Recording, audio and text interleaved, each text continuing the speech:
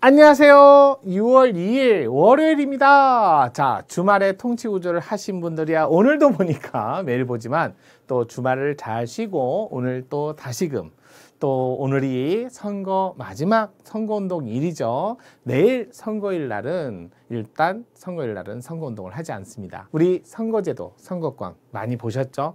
헌법을 보던 것을 진짜 현실로 보게, 현실로 느끼게 그러면 좀 와닿아요. 선거를 반드시 해라 말아라 뭐 많은 광고도 있고 하는데요. 헌법을 하는 사람 입장에서 국민주권 실현을 위해서 선거에 참여하는 거는 누굴 찍으라가 아니라 조금 더 와닿고 그다음에 헌법을 현실화시키는 아주 자주 있는 건 아니잖아요. 5년에 한 번밖에 없으니까 정상적인 게 아니긴 하지만 그래도 참여하시는 게 여러분의 헌법적 지식을 늘리는 데 도움이 되지 않을까요? 라는 생각이 듭니다. 화이팅! 자, 25년 국회직 8급 문제. 오늘 6월 2일 월요일도 한 주를 시작하는 문제로서 한번 스타트 한번 해볼게요. 오늘 가볼게요. 무슨 문제냐고요? 적법 절차 원칙에 관한 문제입니다. 요거 문제. 자, 적법 절차 원칙에 대한 설명으로 옳지 않은 것은 기본적으로 적법 절차 원칙은 현행헌법에 처음 들어왔어요. 그러면 살펴봐야겠죠? 자, 이게 현행헌법 9차 개헌 요때 처음 들어왔는데 헌법에 유입됐고 우리나라에서는 법치주의 원칙을 원칙으로 하지만 법치주의에는 단순히 내용, 실체적 법치주의만을 얘기하는 게 아니라 법치주의 원칙에 따라서 대륙법에 따라 실체적 내용뿐만 아니라 이제는 절차적 요것도 함께 다 법에 근거를 둘 것을 요구합니다. 라고 발전을 한 거죠. 처음에 절차적 이게 형사 절차에서 도입이 됐는데 근데 지금은요 행정 절차, 입법 절차 모든 절차에서 기본권으로서 인정된다는 거죠. 기본권으로.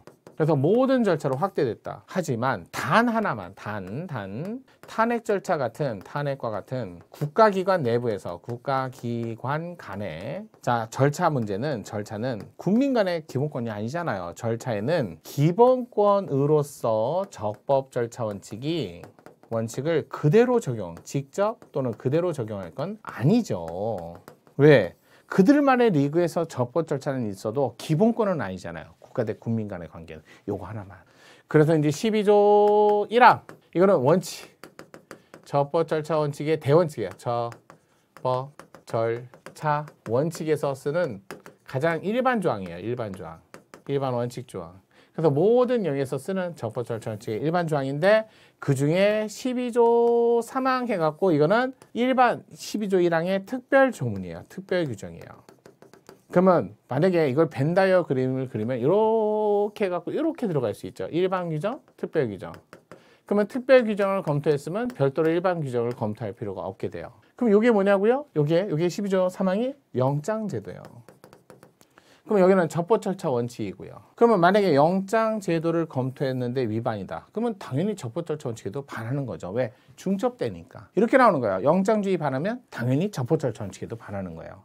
영장주의 반하지 않는다? 그런데 적법 절차 원칙에 반할 수는 있죠. 여기에 걸리면.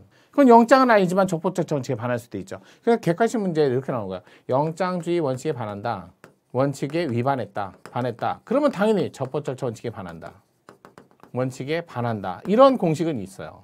하지만 영장주의 원칙에 반하진 않았어요. 반하진 않았어요. 하지만 적법 절차 원칙에 반할 수는 있지요.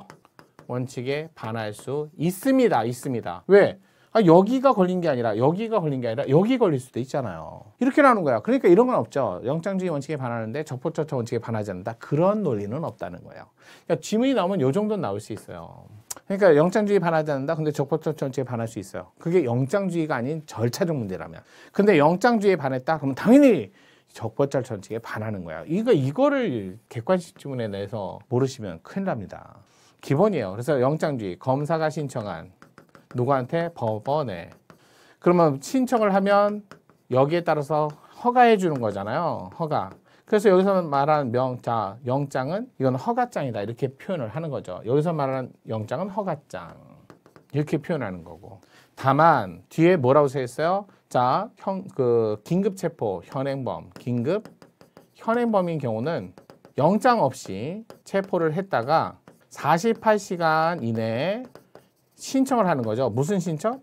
아니 체포를 하고 나중에 계속 구속할 필요가 있으니까 구속영장을 신청하는 거죠. 48시간 이내에 신청만 하면 돼요. 그래서 영장, 원칙, 사전영장, 사후영장 이렇게 얘기하죠. 사전영장, 사후영장. 그러면 12조 3항만 있어요? 그러면 만약에 검사가 신청하지 않고 법원에서 직권으로 나오면 그건 특별한 규정에 들어가지 않으니까 여기로 가셔야 돼요. 법원에서 직권으로 영장이 나오면 이거는 명령장으로서 12조 1항이 근거고요. 또 여러분 통신에 관한 감청영장은 18조로 가셔야 되고 주거에 관한 압수수색영장은 16조로 가셔야 돼요. 특히 감청은요 수색하는 게 아니잖아요. 엿듣고 엿보는 거잖아요. 감청영장으로 압수수색하시면 안 되고 또 여러분 압수수색 영장을 12조 3항에 근거해서 받았는데 미리 사전 통지해주면 압수수색이 될까 안 될까요? 그래서 영장에 관한 압수수색 영장에 관한 사전 통지를 별도로 마련하지 않는다 해도 그 적법절차 원칙에 반하지 않아요. 그런 것들은 좀 같이 이렇게 체크해 가면서 넘어가셔야죠. 자, 그래서 이거 원칙인데 여기 법률에 의하지 않고는 체포, 구속, 압수수색 신문을 받지 않냐며 법률과 적법한 절차에 의하지 않고는 처벌, 보안처분, 강제노역을 받지 않는다. 3, 5 이거 외우셔야 돼요. 이거 법률과 적법한 절차 언제 붙어있는지 이거 구별 못하시고 조문도 해결 못하시고 이러면 여러분 큰일 납니다. 자, 문제 한번 보도록 하겠습니다. 옳지 않은 것이에요. 검사만이 치료 감호 청구할 수 있어요. 왜? 헐리우드 액션 막아야죠. 사람을 그렇게 살인을 저질러 놓고 자기 정신질병 걸렸어요 막 이런 식으로 해갖고 또 빠져나가려고 하고 그건 막아야 될 거 아니에요. 전문가의 판단을 근거로 해서 검사만이 치료 감호를 청구할 수 있고 또 치료 감호 청구에 관한 재판은 헌법상 기본권에도 들어가지 않는다는 것도 같이 알아두세요. 따라서 법원은 검사에게 치료 감호 청구를 요구할 수 있다고만 규정한 법률은 적법절차 원칙에 반한다고 보기 어렵다. 맞죠? 특정 공무원 범죄 범인에 대한 추징 판결. 범인의 의자가 그 범죄로 인해서 발생한 돈이라는 사실을 알면서 취득했으면 그건 불법 재산이고 그로 인해 유래한 재산도 전부 다 불법적인 거.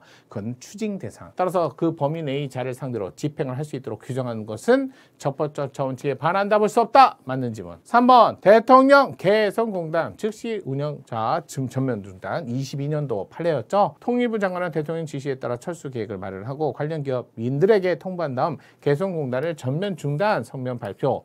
이에 대응한 북한 조치에 따라 개성공단 체류 중인 국민들 전원을 대한민국 영토 내로 귀환. 이 행위로 이루어진 개성공단 전면 중단 조치 이거 통치행위였어요. 하지만 여러분 생각해 볼게요. 개성공단 올라가서 공장 지어라. 올라갈래요? 언제든지 이런 일이 발생할 수 있다는 걸 예측했을까요? 아무도 안 가요. 그럼 어떻게 해야 올라갈까요? 뭐 보조금 주고 뭐 대출해주고 또 국가 지원해주고 각종 혜택을 해줘도 올라갈 둥 말둥 하잖아요.